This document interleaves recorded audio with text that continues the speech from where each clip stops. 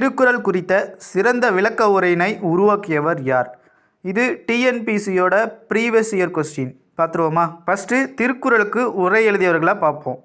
தர்மர், தாமந்தர், பருதி, திருமாலியார், பரிபெருமாள், மணக்குடவர், நச்சர், பரிமேலழகர், மல்லர் மற்றும் காளிங்கர். திருக்குறளுக்கு சிறந்த உரை எழுதியவர் பரிமேலழகர். திருக்குறளுக்கு உரை எழுதியவர்களில் காலத்திற்கு முந்தியவர் யாருன்னா தர்மர். இதுவே காலத்துக்கு பிந்தியவர் யாருன்னு கேட்டால் பரிமேலழகர். திருக்குறளுக்கு உரை எழுதியவர்களில் நமக்கு கிடைத்த உரைகள் என்னென்னா மணக்குடவர், பரிமேலழகர் மற்றும் காளிங்கரோட உரைகள் மட்டும்தான் நமக்கு கிடைச்சிருக்கு. இது மட்டும் இல்லாமல் புலவர் குழந்தை, நாமக்கல் கவிஞர் ஆகியோரும் திருக்குறளுக்கு உரை எழுதியிருக்காங்க.